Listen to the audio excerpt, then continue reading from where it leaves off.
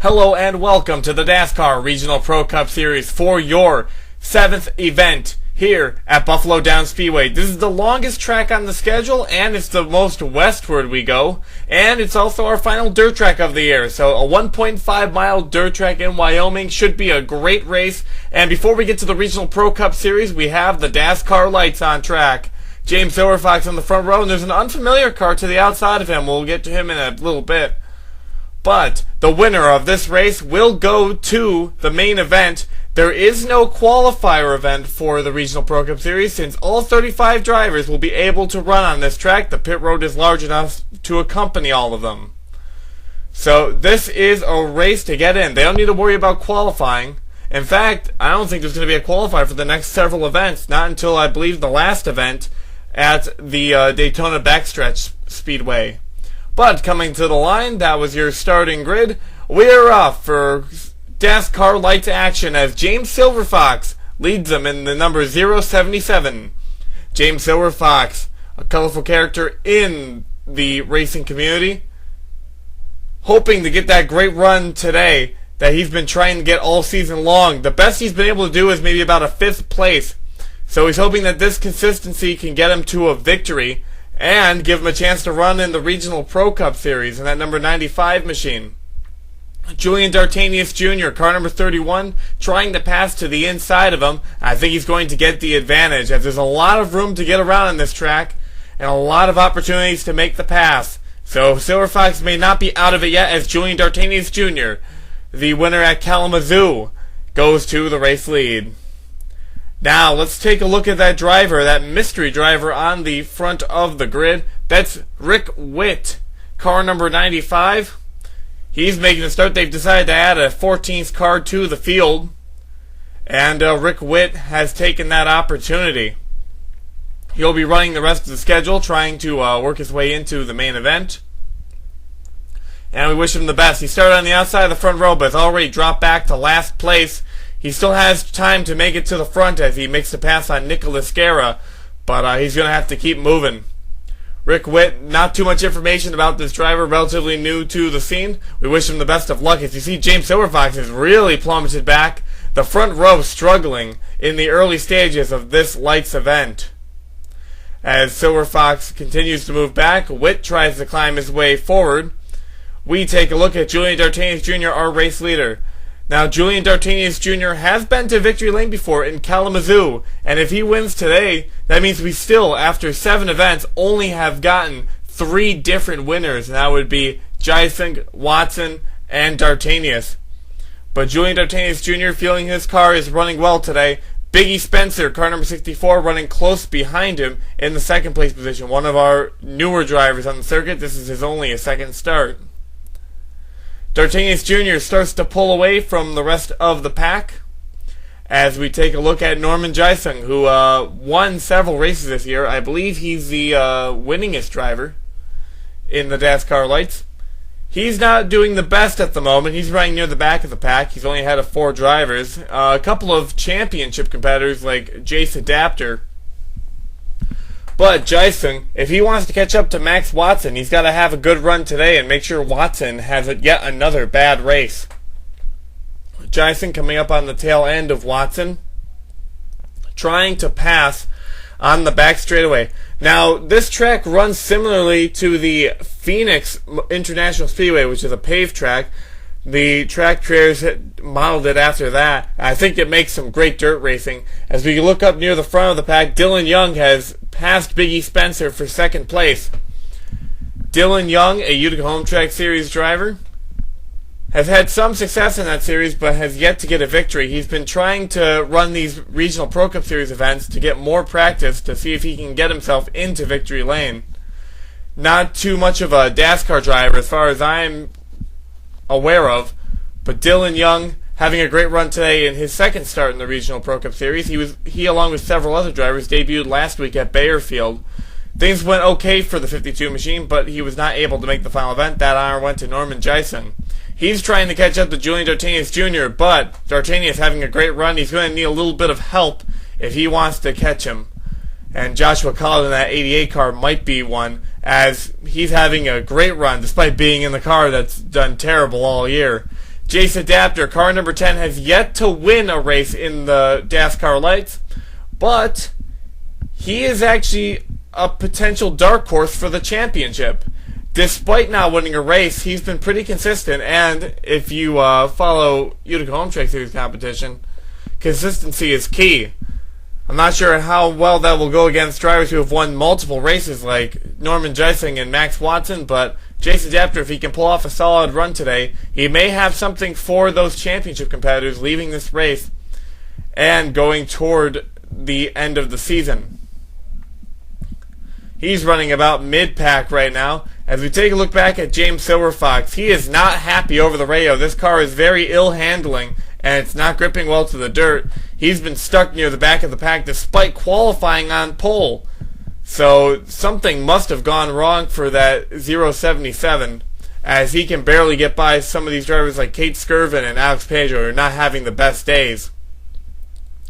Silverfox is hoping that this could be his opportunity to finally show what he's got, but yet another disappointment for him, as he's going to have to try and fight his way to the front, and time is starting to run out, as he can barely get by these other two cars that have him walled back here.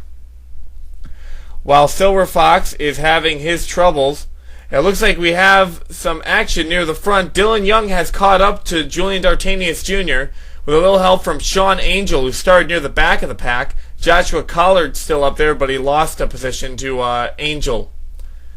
Here we go. Now, I've never seen drafting on a dirt track before, but I think that's what they're trying to do to pass Julian Dartanius Jr., as Dartanius has a great race car, and no one's been able to get by. Dylan Young gets kicked out of line, and Sean Angel, car number 69, goes to the inside. I think he might be able to take it, as Dartanius Jr. keeps the race lead. Joshua Collard trying to pass Dylan Young now. A little bit of contact was made, but Dylan Young not going around. He's going to keep it steadfast, but Joshua Collard not giving up. The English driver going right underneath. Can he make the pass? Sean Angel going for the pass on Julian Dartanius Jr. as well. I don't think he has enough, as Collard is trying to wear Dylan Young down. And these two drivers also affecting the draft with these front two. So some great racing near the front of the pack, as Sean Angel making yet another pass underneath Dartanius. Could this be it? Can he clear him? Almost. He's so close. If he pulled up a little bit, he might have been able to get it. But it's not a problem. He clears him coming out of the final turn. Sean Angel in the lead. Now Joshua Collard trying the pass for second, but Dartanius Jr. going to close the door. Dartanius to the inside of Sean Angel. What a race at the front. Most of these DASCAR Lites events have been a single car run at the front. Very little passing, but the wide dirt surface of this racetrack has allowed these drivers to go anywhere and try and pass. Dartanius making yet another move to the inside. Joshua Collard still trying to catch up. Gives him a little tap, as Dartanius trying desperately to get back into the race lead where he was so comfortable. Sean Angel, I'm not sure how much longer he can hang on, as Dartanius has been very aggressive on the inside. Here he goes. Down low. The 31 car trying to retake the lead away. Collard tried to help him a little bit, but Dartanius Jr. checks up going into turn one. And Sean Angel gets a great run on that outside. He loses a little bit of ground. Dylan Young passing to the inside, so we have a battle for third going on, as Sean Angel starting to pull away. I think Dartanius Jr. used up everything he had, but he still has a chance, as Dylan Young now trying to pass for second. What a race here today. We take a look at Jace Adapter, who was near the back of the pack, has now worked his way up to the front. Three wide racing for second. Dylan Young's going to win that. And Jace Adapter is going to pass Dartanius Jr. potentially for fourth, as he's got a great run. Collard going underneath Dylan Young, but this is allowing Sean Angel to run away with it. Though he's not getting too far away. It looks like Dylan Young and Joshua Collard, despite the battle, are relatively fast. But Jace Adapter having a much better run than the points leaders of Norman Geising and Max Watson. He might be able, like we said earlier, to put his hat into the ring as a dark horse competitor for the championship. As Nicholas Guerra, who is also near the back, pushing him up near the front. Collard goes to second place, and Sean Angel, who has yet to win a race in this series, still in the lead. what great racing we have near the front for this DASCAR Lites event. As we take a look back at the German driver of Max Watson, who has some success early on, things have gone a little bit south in these past couple events, but he's been consistent enough to keep the race lead. He passes Rick Witt and is now trying to pass Biggie Spencer. Norman Geising is ahead of him though, so that could pose a problem, but at the current moment it's only a 1 or 2 point advantage, which might affect him later on, but it's not the biggest gap that could happen to him. And Watson does have a decent lead over Geising. Now he's trying to make the pass as both of these drivers start working their way toward the front group. Nicholas Guerra, car number 93, pushes Jace Adapter into second place. He's now going for third. Just think, these two were near the back of the pack, about 12th and 11th. Now they're running second and third, potentially could get the race win if they can get this group organized. But Sean Angel still keeping in the race lead, as there's not been much drafting going on back here, at least not for very long. As Adapter and Guerra are separated, Dylan Young and Joshua Collard have been going at these past couple of laps. And Julian Dartinius Jr. has been struggling to keep up with them. He used up that car trying to pass Sean Angel, and now Sean Angel's all by himself out front. Angel, very little competition. Jace Adapter's the closest car, but I don't think he has enough to catch up to him. Sean Angel, the Canadian, has never won a race in I don't think any series. He's going to cross the line, and he is going to win his first career DASCAR Lites event here at the Buffalo Downs Speedway. Congratulations to Sean Angel. He'll be driving the number 95 car in the main event. So good job by him. Everyone at the Hamilton Autosport Group. Here are your race results. Sean Angel is your race winner, his first career victory in this series, and he makes it to the main event. Jace Adapter finishes a impressive second place, followed by Nicholas Guerra, Dylan Young, Julian Dartinius Jr. rounding out your top five. Then there was Joshua Collard, who dropped to sixth place, Max Watson, Norman Geising, Rick Witt, Biggie Spencer, Cody Hagan, Kate Skirvin, Alex Pedro, and James Silverfox goes from first to last in a disappointing run here today. Let's take a look at your point standings before we head to the main event, the Regional Pro Cup Series. Max Watson still on top, but wait a second, Dartinius Jr. and Jace Adapter all tie, three-way tie for first place leaving this race, followed by Norman Geising, Sean Angel, James Silverfox, Logan York, Alex Pedro, Kate Skirvin, Cody Hagan, and Nicholas Guerra. Dion Scott Beck are all mathematically eliminated from winning this championship. This includes DJ Curtis, Dylan Young, Biggie Spencer, Joshua Collard, Dominic Cousins, and Rick Witt. For today's main event, there will be no qualifier race, as all 35 cars can make the grid. This track has 35 pit stops. It can allow for that amount of cars. So, they're all going to be racing on track, and that's great for a lot of drivers, as some have been trying to make a race since race 1 at Utica Rome Speedway. Drivers like Ian Dutta and Ray Takita have failed to qualify for every race this year. This is finally their opportunity to get back on the racetrack. So 35 drivers battling for that victory. So we'll have to see what can come about of that today. As the cars are on the grid, they're heading toward the line, and Jamie DeFalu, car number 13, has the pole for today's event. Now Jamie DeFalu has been pulling off a string of good finishes lately. He struggled near the beginning of the season, having trouble making the races, but right now things are looking good for this number 13 machine, as he is already pulling out to a race lead. Chris Washer passing Vincent Allen for second place, as the rest of the field in a frenzy in the back of the pack. We take a look at last place on track, Jordan Culp, the points leader. This is not a good place for him to be, as his points lead is something that can be beaten. But look at that four-wide racing as Sean Angel, Alex Smith, and Jake Williams go under Michael Aurelio. Jordan Culp going to join them as well. A lot of high-stakes racing in the early stage of this event. We've had 3 and 4 wide all throughout the track. There's a couple of 2-wide battles near the front. As we take a look at one of the drivers who's been trying to make these races since the beginning, Ian Dutta, car number 3. He was hoping for such a good season, but things have gone severely downhill.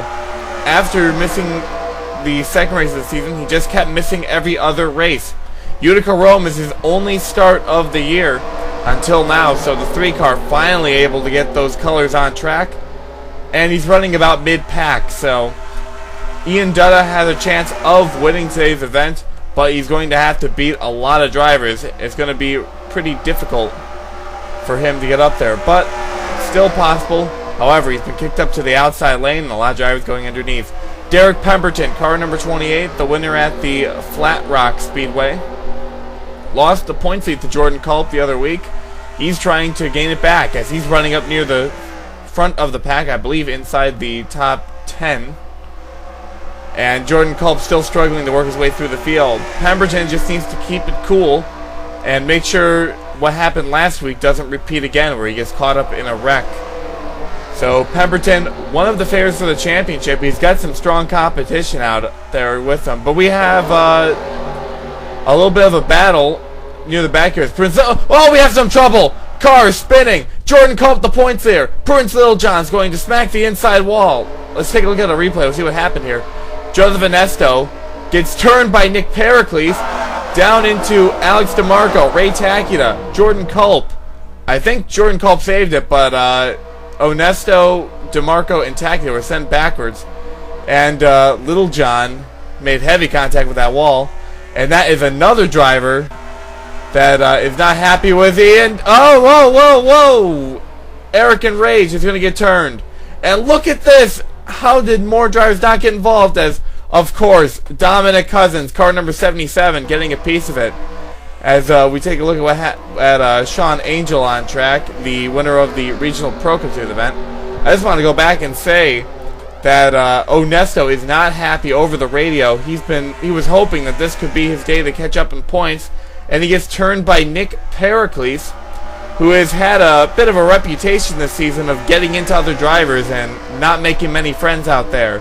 So I think Pericles can add another one to the list, as Sean Angel, who came off his first DASCAR Lites win, was able to get behind this number 95 machine. He qualified dead last, but he's really worked his way up to the field. He's inside the top 20 and battling with some of the top drivers of this series like Anthony McCreary. Eric and Rage, car number 42, seems to be having a problem. He's been pretty slow on track, and he's not been on and off pit road for the past couple of circuits. He's saying that this car is not running well, and they have some damage to that car that they've been trying to fix each lap without losing too much time. So Eric and Rage, looks like his race is basically done. As Vincent Allen, car number 01, winner this year, has not been near the top of the points, but has been having some consistent runs lately. He might be a factor if he can just keep these runs going. And when we get to Daytona, he's able to have a great finish. As Jackson Darby, car number 94, is going to make it pass on the inside. Robert Piet and Logan York battling close behind him. So quite the pack up near the front. Some drivers that are normally up there, like Robert Piet's usually a top 10 driver. Vincent Allen's been doing well, and I believe Jamie DeFalo as of late, and a couple of drivers that are new up there, like Jackson Darby and Logan York. Now, Paul Swanson, the 000, caused a lot of controversy and injury last week after he drove his number 000 car into the grandstand while trying to get back onto the racetrack. He's not made any official comment as to the reasoning why he drove it into the grandstands, but it has resulted in a series of high-profile lawsuits by the fans of the race that week. So he's racing under the gun, as I'm surprised that he hasn't gotten his license revoked, but hey, he's still driving on track and trying to pay the bills. He's going to need them, especially if the lawsuits go in the fans' favor. So Swanson on track with a little bit of a leer against him. Chris Washer, car number 23, has been pretty successful these past couple of weeks, winning last week at the Bear Field Speedway. He's having another great run, passing Robert Piet and working his way into the top 5. Now, Chris Washer started off the season well, but he's been pretty quiet. The first half of the season, he hasn't made much noise. He's just been getting those consistent runs and keeping up there. in the standings, and now with that win, it's propelled him up toward the front. He's now one of the favorites to win the championship. So Washer, if he can keep these up, he should be in good sitting when he heads to Daytona. Jackson Darby, car number 94, trying to pass Jamie DeFelu for the race lead. He's credited with leading that lap. It looks like DeFelu's not going to put up much of a fight. Jackson Darby underneath. Now, Darby was at his home track last week in Bayfield, Indiana. However, he did not have a good showing. That car finished about mid-pack. However, today, this car is in top-notch priority. And look at that, he's already starting to pull away from Jamie DeFelu. Now, Jackson Darby was one of the racing development drivers for Thomas Beatty Motorsports. He made a couple attempts at the Utica Home Track Series, but never had anything largely substantial. This is his first breakthrough run. Eric and Rage is back out on track, and he's been on track for more than one lap. And Rage, I think they finally figured out what was causing the issue. There could have been some dent in the hood that was messing with the engine. But Eric and Rage still not the fastest on the circuit. He's going to be a back marker, and this group of 3 slow cars is starting to pass him with haste. So Enraged just trying to finish out, get as many points as he can. Dominic Cousins is going to fall a lap down to Jackson Darby. He's the second car to fall off the lead lap, second only to Eric Enraged. Dominic Cousins has been having an abysmal season, and he's been wondering what he did that caused the universe to do this to him. Pretty bad run in the regional, in the DASCAR Lites, and so far 2 bad runs in the Regional Pro Cup Series. He's hoping that things could maybe fix themselves in the near future. Anthony McCurry, car number 34, trying to redeem himself from last week. Last week he had a mechanical issue on what was supposed to be a decent finish. Anthony McCurry has been more of a consistency driver. He hasn't been trailblazing up near the front, but has been able to collect those top 10 runs, and he's rarely had an incident. The only thing I can think of offhand is that mechanical issue he had at Bearfield. But right now, running near the top of the pack, inside the top 10, and catching up to Jeffrey Finguy as he works his way underneath the lap car of Dominic Cousins. So, Anthony McCurry might be a dark horse for the championship. And whoa, Seth Cole, car number 80, he's got a problem. That car was slow, and it's smoking heavily. It looks like they're reporting some form of piston issue. So Seth Cole, unfortunately, is going to go out of the race here today. Colin Bartel, car number 66, trying to work his way up through the field. Last week went so well for him. He almost had the victory guaranteed, but he got into a wreck with some lap traffic at about the 2/3 mark of the race, and it completely killed his run. He ended up finishing several laps off the pace. Now he's trying to redeem himself this week, and he's been working his way through the field rather diligently. He's been near the back, but right now near mid-pack.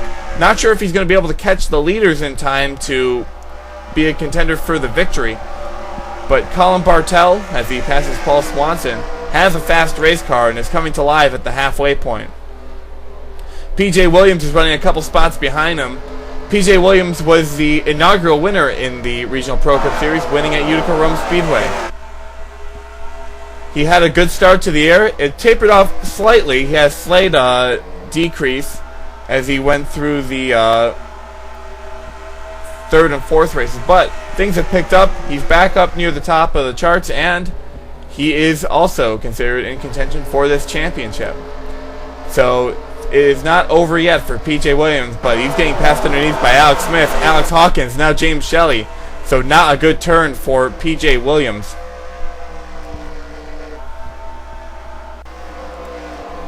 We have a pass for second as Vincent Allen going to work his way underneath Jamie DeFelu.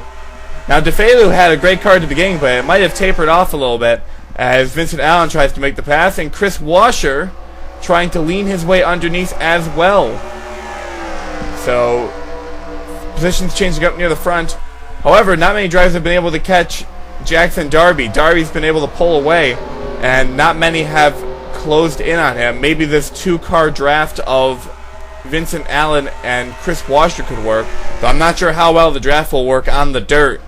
as you don't normally associate those two things together, as Chris Washer is actually going to go underneath and take second place for himself, as DeFelu tries to keep close behind, maybe take third place back, as Vincent Allen's now on the high side of the racetrack. Logan York and Trevor Germain have caught up, and they are battling. Colin Bartel has moved up a couple more positions, and he's trying to pick off another one with Zachary Fitzwater in the 72 machine. Bartel is tracking some of the fastest laps on track, but he's just been having trouble navigating all this traffic. I think if he was up near the front, he would be able to get that clean air, but able to run away with it. But Bartel is going to have to try his best to get up there, at least salvage a top 10 finish out of this, as he's currently running approximately 15th. Vincent Allen's having some trouble, as Eric and Ray's, the lap car, is holding him up. And look at all the positions he's lost. He's been passed by Jeffrey Thinguy. Nathan Minazuki is close to beating him. So he went all the way from second to the tail end of the top 10. So Allen, not a happy camper, but at least he's still in the top 10. This could be a good points day for him. But he needs to start getting top 5s and probably win some races, as Nathan Minazuki tries to make the pass on him, as Robert Piet gets kicked to the high side. Chris Aurelio, we didn't get to mention much last week. He was the winner of the qualifier event, but due to a windstorm, it knocked out our cameras. We weren't able to get the coverage from that. However, he did not have a good run in the actual race itself. He finished in about the 20s, and it's not faring much better here today, as he's near the back marker status. He's running there with Skylar Dixon, Henry Nova, and Ian Dutta, all of whom do not have cars that are competitive today. They have dropped back from the main pack. They're not as far back as Joseph Inesto, Alex DeMarco, and Ray Takita, but they are not going to be closing up anytime soon, as Skylar Dixon makes a pass on the inside of Henry Nova. Trevor Germain, we never talk about too often in the DASCAR Regional Pro Cup Series. He's been one of those quiet drivers, like Anthony McCurry, just making the rounds on track and coming home with a solid finish. And right now, that seems to be the case. In fact, he's running 4th on track at the moment. And if he can get a little help from Anthony McCurry, he might be able to pass Chris Washer for 3rd. Trevor Germain runs with the S3 Motorsports that runs the Sanford Brigade. He's one of their development drivers. They think maybe he can move up to several other series. And right now, he's putting on an impressive effort with a little help from Anthony McCreary. As Chris Washer trying to dive underneath Jamie DeFelu. Not sure if it's going to work though. Joseph Inesto, car number 62, just to update him, is still near the back of the pack. Still running with Alex DeMarco and Ray Takita, and the very most they've been swapping positions. The leaders are catching up to them, but I'm not sure if they're going to be able to catch up to them by the end of the race. And it hasn't been a large gain on these drivers. All 3 of them still competent in running on track, but unfortunately, it looks like it's not going to be a good day for any of them, especially for drivers like Ray Takita, who have not been able to race on track since Utica Rome, and also Joseph Inesto, who was desperately trying to turn the season around, and I think this could be the nail in the coffin. Zachary Robinson gets high off the track, as Zachary Fitzwater is going to capitalize on it.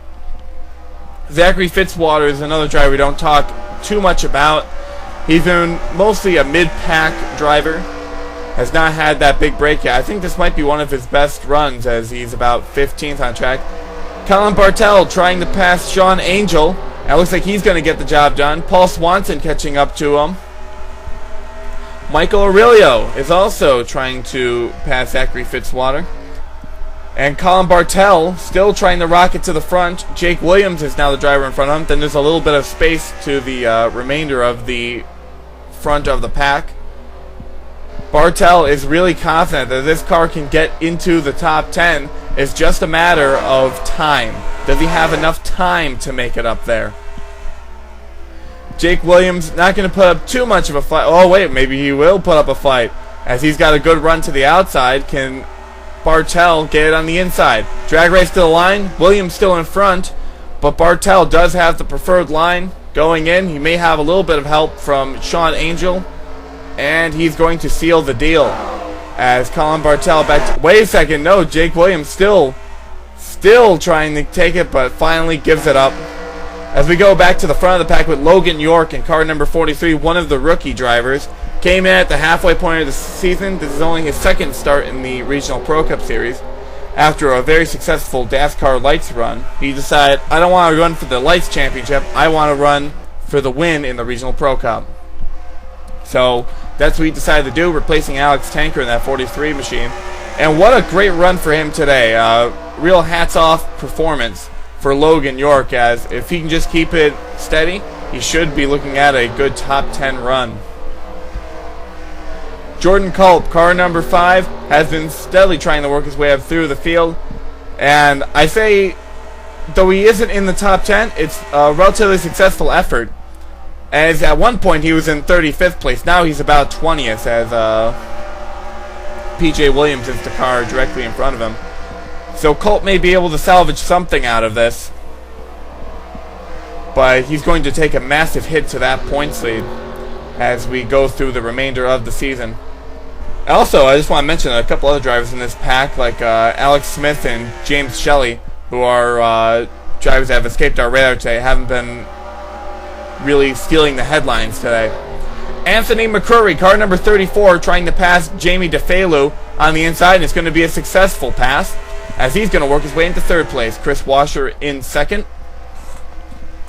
Only a couple laps to go, so McCurry making the moves when it counts, but Jackson Darby does have a substantial lead. He's barely in view, as McCurry looking mostly for the points day and to be able to keep up in contention with these drivers. But DeFelu is not done yet. He's still trying to get that run on him. Michael Aurelio, car number 92, near the back of the pack, had one win earlier in the year, but other than that, it's been a pretty bad season. The qualifier races have not been kind to him, and he's really happy to be back on track. Though he's not running the best, he said this car is not the best he's had it. He's still happy to be out here today and to keep racing. But he's in a good battle with Sean Angel, as Angel's trying to show the world, hey, I can race with these guys too, even in a car I have no testing with and a car that I've never driven before. But Jackson Darby, car number 94, on his last lap of racing. It looks like no one's going to have anything for him unless he basically drives his car straight off the racetrack. Darby's had a great run so far today. Took the lead at about the halfway point, and he kept it ever since. Coming to the line, car number 94, it came 1 week too late, but Jackson Darby impresses the folks in Indiana by winning in Wyoming. So congratulations to Jackson Darby. This is a win that he was really looking forward to. I'm not sure what this puts him in terms of championship contention, but this could help him out there. He could be a dark horse contender for that championship with only 3 races to go. So congratulations to Jackson Darby and the Thomas Beatty Motorsports team. Let's take a look at your race results. Jackson Darby was your race winner, followed by Chris Washer with another impressive effort. Anthony McCurry rounding out the podium. Jamie DeFelu from the poles, finishing a solid 4th place, followed by Jeffrey Finguy, Logan York, Trevor Germain, Vincent Allen, Nathan Minazuki with a great effort in 9th, and Derek Pemberton running out the top 10. Robert Piet dropped to 11th. Colin Bartel, a great effort, running up to 12th. Jake Williams, Michael Aurelio, Sean Angel in 15th. Then there's Paul Swanson, Alex Hawkins, Zachary Fitzwater, and Zachary Robinson. Alex Smith rounds out your top 20. Then there's James Shelley, PJ Williams, Jordan Culp, we'll have to see what happens to him. Nick Pericles, Chris Aurelio, Ian Dutta, Henry Nova, Skylar Dixon. Then the 3 cars near the back of the pack, DeMarco, Onesto, and Takeda. Dominic Cousins was a lap down. Eric Range was 8 laps down. Seth Cole and Prudence Littlejohn failed to finish the race. Let's take a look at your top 20 in points. Though next week is at Lonesome Pine, we're going to have all 35 drivers on track. Jordan Culp still the points leader, but by only 1 point this time over Chris Washer. Jeffrey Finguy tying with him in 3rd place.